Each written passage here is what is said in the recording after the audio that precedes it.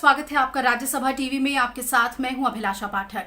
आज बुलेटिन में आपको बताएंगे कि भारत और चीन की सीमा पर तनाव को देखते हुए सेना प्रमुख एमएम नरवणे ने लद्दाख का दौरा किया। इसके अलावा आपको बता दें कि केंद्र सरकार ने हाइड्रोक्सीक्लोरोक्वीन दवा के इस्तेमाल को लेकर संशोधित दिशा निर्देश जारी कर दिया है, जिसके तहत कोरोना वायरस से प्रभावित और गैर प्रभावित इलाकों में काम करने वाले स्वास्थ्यकर्मी इस दवा का इस्तेमाल कर सकेंगे। गाइडलाइंस और क्या कुछ कहती हैं इसके बारे में आपको बताएंगे। वहीं वंदे भारत मिशन के तहत अभी भी स्वदेश लौटने वाले भारतीयों के आने का सिलसिला जारी है। दूसरी तरफ भारतीय रेलवे की अगर हम बात करें तो अगले 10 दिनों में भारतीय रेलवे प्रवासी मजदूरों के लिए 2500 और गाड़ियां चलाने की योजना बना चुकी है और रेलगाड़ियों के संचालन को और विस्तार दिया जाएगा। ये भी जानेंगे कि देश और दुनिया में कोविड-19 की क्या स्थिति है। तो आइए शुरुआत करते हैं बड़ी खबर के साथ।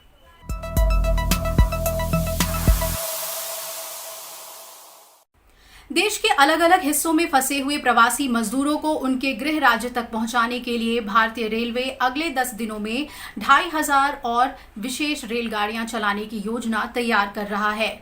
वहीं गृह मंत्रालय और रेल मंत्रालय ने आज एक साझा प्रेस कॉन्फ्रेंस करते हुए बताया कि केंद्र सरकार राज्य सरकारों के साथ मिलकर इस दिशा में कदम उठा रही है। वहीं आने वाले दिनों में रेलगाड़ियों के संचालन को और विस्तार दिया जाएगा। लॉकडाउन की वजह से देश के अलग अलग हिस्सों में फंसे प्रवासी कामगारों को उनके गंतव्य तक पहुंचाने की प्रक्रिया तेज कर दी गई है। केंद्र की तरफ से राज्यों को परामर्श जारी किया गया है, जिसमें प्रवासी कामगारों का ध्यान रखने के लिए कहा गया है। साथ ही ये भी कहा गया है कि केंद्र सरकार के पैकेज के बारे में लोगों को जानकारी दी जाए। प्रवासी श्रमिकों की यात्रा और उनकी सेहत की देखभाल के लिए जिलाधिकारियों को जिम्मेदारी दी गई है। हम एसओपीज तो निकाल ही रहे थे, पर साथ ही साथ स्थिति को देखते हुए स्टेट्स एंड यूटीज को एडवाइजरीज भी जारी कर रहे थे। हमने उनको परामर्श दिया कि अगर माइग्रेंट वर्कर्स वॉकिंग पाए जा रहे हैं तो उनकी काउंसलिंग की जाए, उनको नियरेस्ट शेल्टर होम तक ले जाया जाए, उनके लिए भोजन आश्रय का प्रबंध किया जाए और जहां से वे बसेस बोर्ड कर सकते हैं या श्रमिक स्पेशल ट्रेन ले सकते हैं वहां तक पहुंचाने की व्यवस्था की जाए। हमने स्टेट्स को रिक्वेस्ट किया कि वो प्रोएक्टिवली कोऑर्डिनेट करें और बसें और ट्रेन चलाएं। रेलवे बोर्ड के मुताबिक लॉकडाउन के दौरान चलाई गई रेलगाड़ियों के जरिए तकरीबन 45 लाख लोग यात्रा कर चुके हैं। इनमें 80% से ज्यादा यात्री अलग अलग राज्यों से उत्तर प्रदेश और बिहार पहुंचे। हर दिन 200 से ज्यादा रेलगाड़ियों का परिचालन किया जा रहा है, जबकि पिछले 4 दिनों का औसत देखें तो हर दिन 260 रेलगाड़ियां प्रवासी यात्रियों को उनके गंतव्य तक पहुंचा रही हैं और सभी स्टेशनों पर सोशल डिस्टेंसिंग समेत सुरक्षात्मक उपायों को अपनाया जा रहा है। अगले 10 दिनों के लिए रेलगाड़ियों के संचालन से जुड़ी एक व्यापक योजना भी तैयार की गई है। अनुमान है कि इस दौरान 36 लाख मुसाफिरों को यात्रा की सुविधा मिल सकेगी।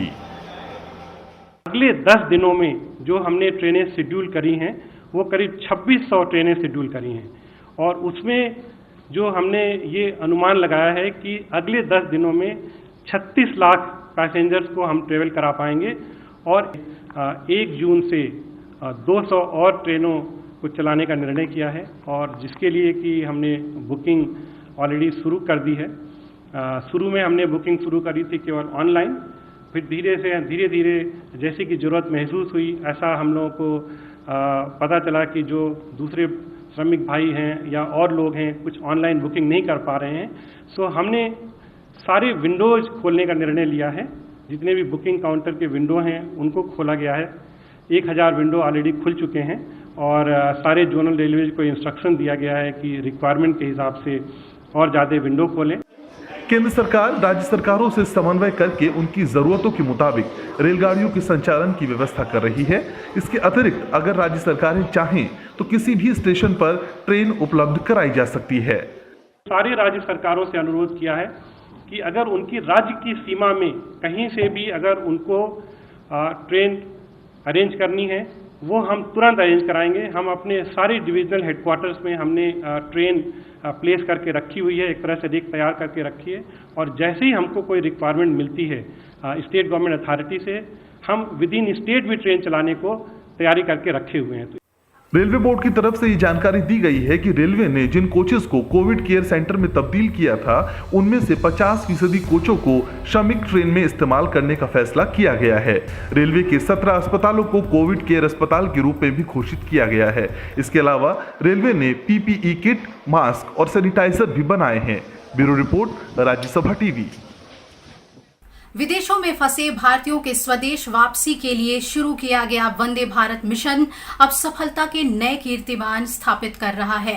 कोरोना महामारी के इस दौर में भारत सरकार की इन कोशिशों का सभी तहे दिल से शुक्रिया कर रहे हैं, सराहना कर रहे हैं। कोरोना संकट और लॉकडाउन की वजह से विदेशों में फंसे इन भारतीयों को कई तरह की मुश्किलों का सामना करना पड़ रहा है, लेकिन भारत सरकार के प्रयासों से ये लोग सकुशल अपने वतन लौट आए हैं। वंदे भारत मिशन के तहत अब तक 26,000 से ज्यादा भारतीय अलग अलग देशों से स्वदेश लौट चुके हैं। Today I am traveling to Trivandrum for Vande Bharat. This embassy made all this help for me to travel to Kerala today, and I'm just traveling back to my country because of visa expire. My visa expired on 18th March, and thank you so much for all the help from the embassy of Muscat. Once again with their families and friends back home. We will continue with this exercise of evacuation. We have a Navy ship leaving for Tuticorin on 5th of June, and we are also planning more evacuation flights to different parts of the country, since the Indian community here is very diverse and comes from all parts of the country. Bharat की सरकारी विमानन company air India इस mission की सफलता में अहम योगदान निभा रही है।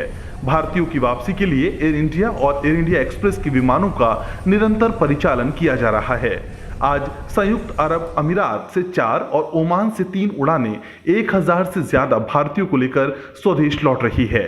इनमें अबू धाबी से कुन्नूर के लिए 1 और दुबई से कोझिकोड, बेंगलुरु और तिरुवनंतपुरम के लिए कुल 3 उड़ानें शामिल हैं।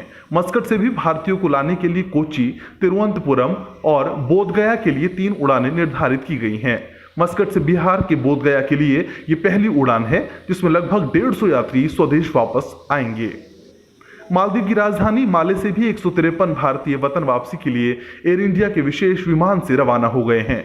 इससे पहले मालदीव से भारतीयों को भारतीय नौसेना के जहाजों के जरिए लाया गया था।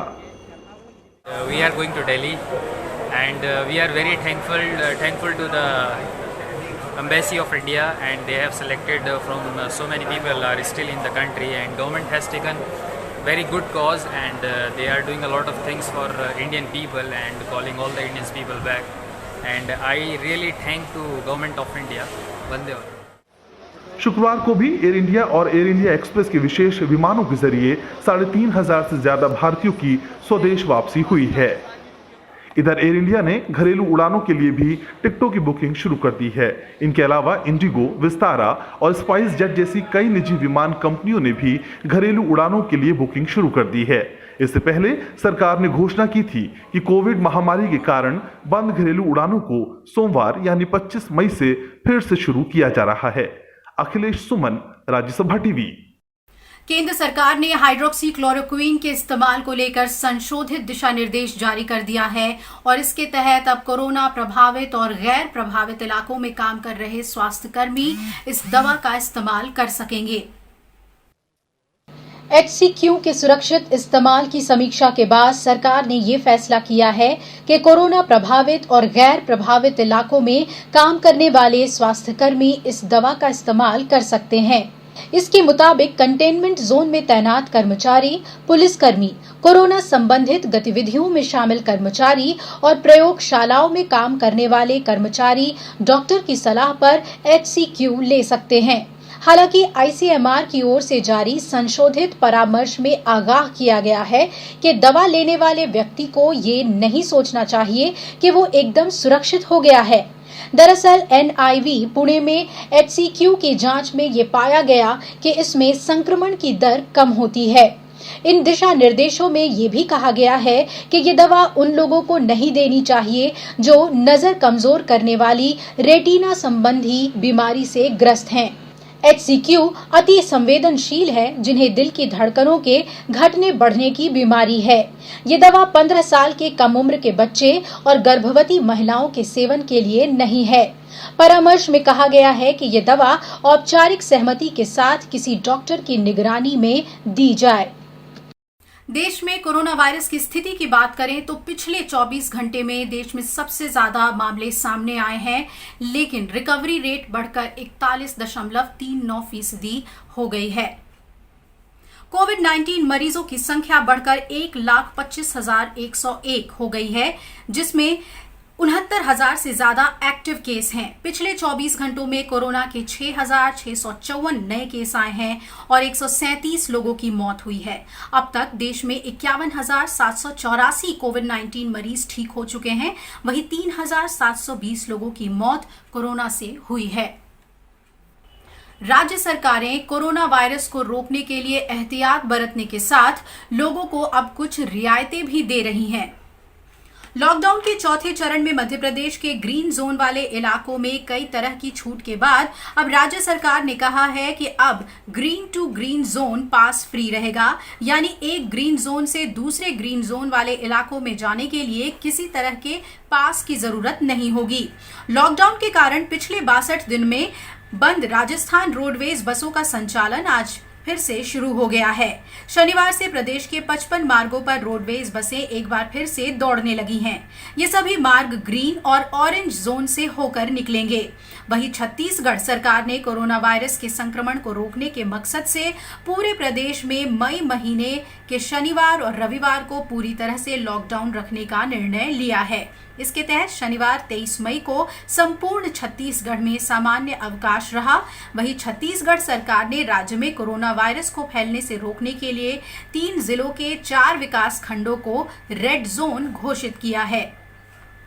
और आइए अब नजर डालते हैं देश के उन राज्यों पर जो सबसे ज्यादा कोरोना वायरस से पीड़ित हैं। सबसे पहले बात करते हैं हम महाराष्ट्र की। महाराष्ट्र में 44,000 से ज्यादा कोरोना संक्रमण के मामले सामने आए हैं, वहीं 12,000 से ज्यादा लोग ठीक भी हुए हैं। 1,517 लोगों की इससे मौत हुई है महाराष्ट्र में। उधर गुजरात में अब तक 13,200 से ज्यादा लोग कोरोना से संक्रमित हुए हैं, तो 5,800 से ज्यादा लोग ठीक भी हुए हैं। वहीं गुजरात में 800 से ज्यादा लोगों की कोरोना वायरस से मौत हुई है। बात करें देश की राजधानी दिल्ली की, तो अब तक 12,300 से ज्यादा लोग कोरोना से यहां संक्रमित हुए हैं, वहीं 5,800 से ज्यादा लोग स्वस्थ हुए हैं। 208 लोगों की इससे मौत हुई है। उधर राजस्थान में 6,400 से ज्यादा कोरोना के संक्रमण के मामले सामने आए हैं और 153 लोगों की इससे मौत हुई है। वहीं 3,600 से ज्यादा लोग राजस्थान में ठीक भी हुए हैं। तमिलनाडु की बात करें तो यहां पर 14,700 से ज्यादा कोरोना के संक्रमण के मामले सामने आए हैं, वहीं 7,000 से ज्यादा लोग ठीक भी हुए हैं और तमिलनाडु में 98 लोगों की कोविड-19 से मौत हुई है। सबसे ज्यादा पीड़ित शहरों की अगर बात करें तो मुंबई में पिछले 24 घंटे में 1751 नए केसेस सामने आए हैं, जबकि पिछले 24 घंटे में 27 लोगों की मौत हो चुकी है। वहीं अगर हम रुख कर लें बेंगलुरु का, तो यहां कुल मामले 276 हैं, जबकि अभी 129 मामले एक्टिव केसेस में देखे जा रहे हैं। बेंगलुरु में 9 लोगों की मौत कोविड-19 से हो चुकी है। आइए अब बात करते हैं दुनिया में कोरोना वायरस की स्थिति की। अभी तक पूरे विश्व में कोरोना वायरस से संक्रमित लोगों की संख्या 52,29,000 से ज्यादा हो चुकी है। वहीं इससे मरने वालों की संख्या 3,38,000 से भी ज्यादा हो चुकी है। वहीं सबसे ज्यादा पीड़ित देशों की अगर हम बात करें तो आइए सबसे पहले देख लेते हैं अमेरिका की स्थिति। अमेरिका में सबसे अधिक 16,01,000 से ज्यादा कोरोना के मामले सामने आ चुके हैं और करीब 96,000 से ज्यादा लोगों की मौत हो चुकी है। वहीं रूस में कोरोना के मामले बढ़कर 3,35,000 से ज्यादा हो चुके हैं और यहां 3,300 से ज्यादा लोगों की मौत हो गई है। उधर इटली में 2,28,000 से ज्यादा मामले सामने आए हैं और 32,600 से ज्यादा लोगों की मौत हुई है। स्पेन का रुख करें तो यहां अब तक 2,34,000 से ज्यादा कोरोना संक्रमण के मामले सामने आए हैं, तो वही 28,600 से ज्यादा लोगों की यहां मौत हो गई है। फ्रांस की बात कर लेते हैं। यहां पर 1,82,000 मामले सामने आए हैं और अभी तक 28,200 से ज्यादा लोगों की मौत हो चुकी है।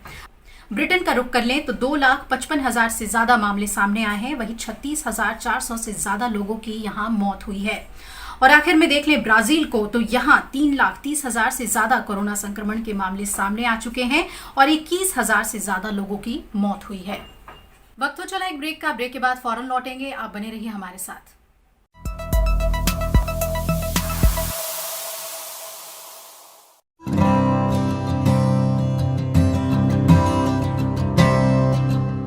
होम क्वारंटाइन यानी घर में एकांतवास की अवधि 14 दिन की है। इस अवधि के दौरान होम क्वारंटाइन में रहने वाले व्यक्ति को हवादार कमरे में रहना चाहिए और ऐसे टॉयलेट का प्रयोग करना चाहिए जिसे कोई दूसरा इस्तेमाल ना करे। यदि अलग कमरे और अलग टॉयलेट की व्यवस्था ना हो और प्रभावित व्यक्ति को परिवार के साथ एक ही कमरे में रहना हो तो परिवार के अन्य सदस्यों को उसके साथ कम से कम 1 मीटर की दूरी बनाकर रखनी चाहिए। होम क्वारंटाइन करने वाले व्यक्ति को बुजुर्गों, गर्भवती महिलाओं और बच्चों से दूर रहना चाहिए। उसे अपने कमरे से बाहर नहीं निकलना चाहिए। इस 14 दिन की अवधि के दौरान प्रभावित व्यक्ति को किसी भी स्थिति में किसी सामाजिक गतिविधि या पारिवारिक समारोह में शामिल नहीं होना चाहिए। होम क्वारंटाइन के दौरान व्यक्ति को साबुन से अपने हाथ बार बार धोने चाहिए या अल्कोहल बेस्ड हैंड सैनिटाइजर का प्रयोग बार बार करना चाहिए। होम क्वारंटाइन के दौरान प्रभावित व्यक्ति के द्वारा प्रयोग किया जा रहा घरेलू सामान जैसे कि गिलास, कप, कटोरी, तौलिया, बेडशीट, साबुन आदि को परिवार के अन्य सदस्यों के साथ शेयर नहीं करना चाहिए। प्रभावित व्यक्ति को हर समय सर्जिकल डिस्पोजेबल मास्क लगाए रखना चाहिए। होम क्वारंटाइन के दौरान यदि प्रभावित व्यक्ति में खांसी, बुखार या सांस लेने में कठिनाई जैसे लक्षण दिखाई दें तो तुरंत निकट के स्वास्थ्य केंद्र में जाएं या फिर हेल्पलाइन नंबर 01123978046 पर संपर्क करें। परिवार के अन्य सदस्यों को होम क्वारंटाइन में रह रहे व्यक्ति के साथ सीधे संपर्क से बचना चाहिए और हमेशा ग्लव्स पहनकर ही प्रभावित व्यक्ति के सामान को छूना चाहिए।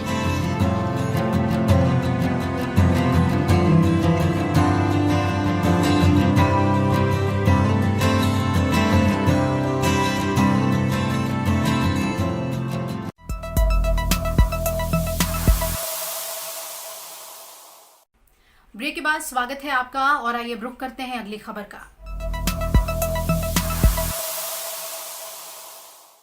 चक्रवाती तूफान अम्फान से मची तबाही के 3 दिन बाद पश्चिम बंगाल और ओडिशा में धीरे धीरे अब स्थिति सामान्य हो रही है। दोनों ही राज्यों के प्रशासन केंद्रीय एजेंसियों के साथ मिलकर राहत और पुनर्वास के कार्यों में युद्ध स्तर पर जुटे हुए हैं। वहीं पश्चिम बंगाल ने तूफान अम्फान की वजह से 26 मई तक अपने राज्य में श्रमिक ट्रेनों को नहीं भेजने के लिए केंद्र सरकार से आग्रह किया है।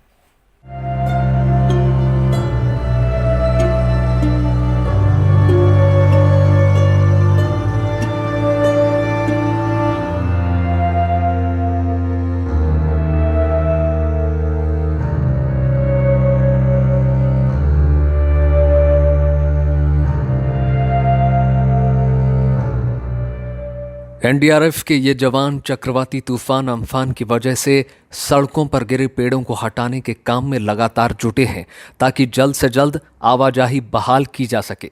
ओडिशा में ज्यादातर सड़कों से पेड़ों को हटाने का काम पूरा हो चुका है और बिजली आपूर्ति भी 80% से ज्यादा इलाकों में बहाल की जा चुकी है। ओडिशा सरकार के शुरुआती आकलन के मुताबिक 150 किलोमीटर से ज्यादा सड़क क्षतिग्रस्त हुई है। हालांकि पश्चिम बंगाल में तबाही ज्यादा हुई है। ऐसे में राहत कर्मियों के सामने चुनौती भी बड़ी है।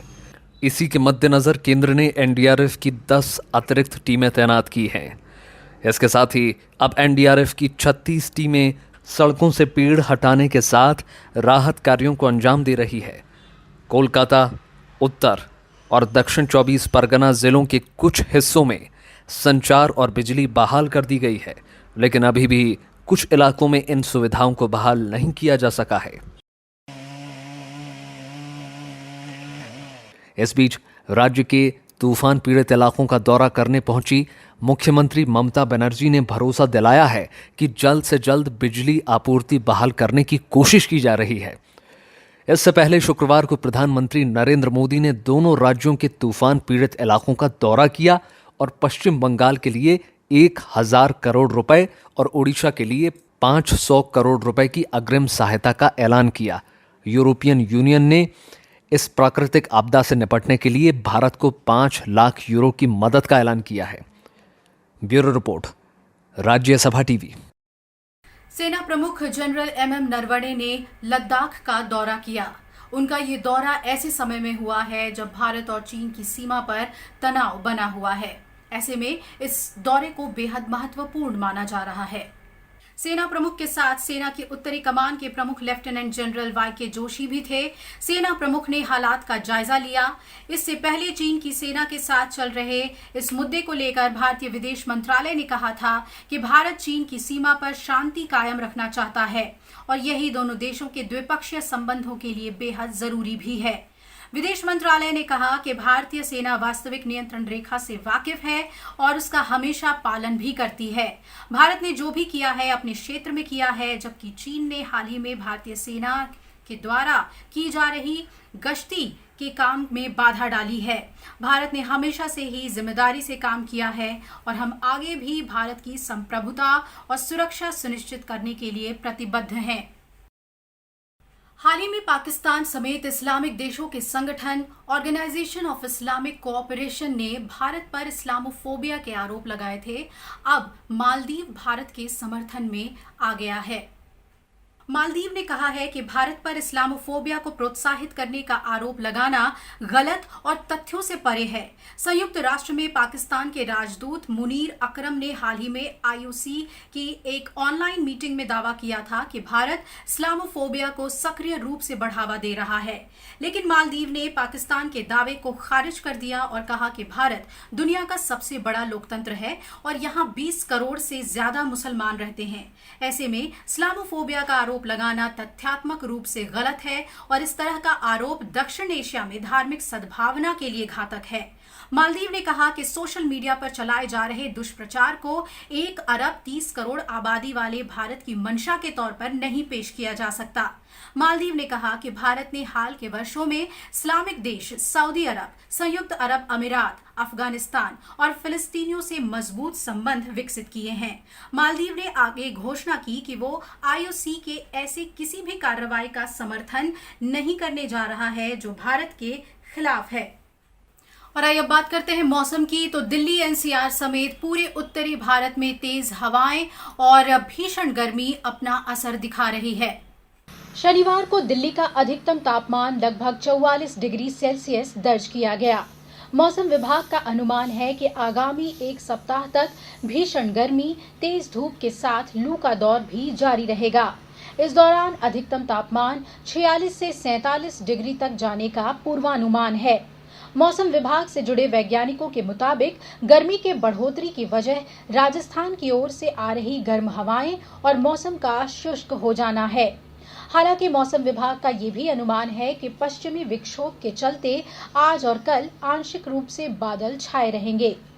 कहीं कहीं बूंदाबांदी भी हो सकती है, लेकिन कमजोर पश्चिमी विक्षोभ के चलते गर्मी से राहत मिलने की फिलहाल संभावना नहीं है।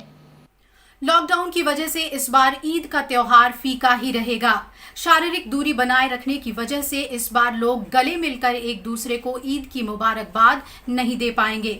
मुस्लिम धर्म गुरुओं ने भी सभी लोगों से ईद की नमाज घर पर ही पढ़ने की अपील की है। ईद के मौके पर नमाजियों के सजदों से रोशन होने वाली ईदगाह और मस्जिदें इस बार वीरान रहेंगी।